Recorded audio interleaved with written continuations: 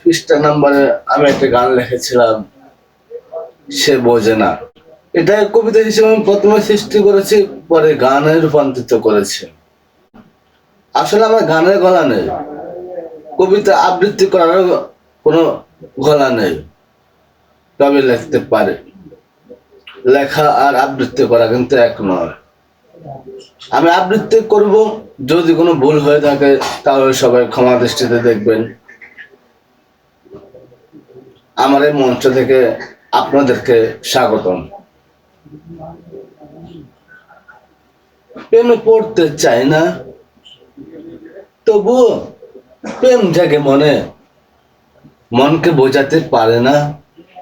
প্রেম মানে যে যন্ত্রণা, ভালোবাসতে ইচ্ছে হয় না,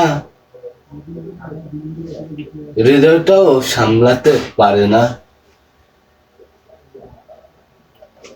লামিয়াকে দেখলে চোখ সরে না, তবুও সে ভোজে না। দুষ্ট মুখে মিষ্টি হাসি, আমি যাকে ভালোবাসি। মনটা করে চুরি, মারিলে বুকে ছুরি। রবির মুখে অসাধারণ কবিতা শুনে আখে হাততালি দিতে দিতে বলল, খুব সুন্দর হয়েছে ভাইয়া। এই কথা শুনে কিরণ ভাগ্নের মতো চোখ দুটিকে টকটকে লাল করে এক নজর তাকালো।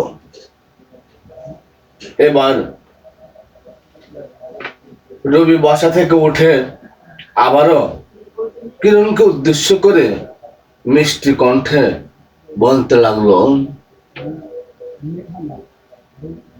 অনেক সাধনার পর তোমার হৃদয়ের ফুল বাগানে ভালোবাসার ফুল ফুটেছে। প্লিজ এই ফুল যেন মাটিতে ঝরে না যায়, তাহলে যে আমার হৃদয়ের ফুল বাগান হয়ে যাবে নিস্তব্ধ, বিলীন হয়ে যাবে অন্তর। অন্তর আছে বলে তো হৃদয় জুড়ে তোমার প্রতি এত ভালোবাসা। হৃৎপিণ্ড ছাড়া মানুষ যেমন বেঁচে থাকতে পারে না, তুমি ছাড়া আমার অস্তিত্ব থাকবে না। অস্তিত্ব ছাড়া মানুষ কখনো বেঁচে থাকতে পারে না।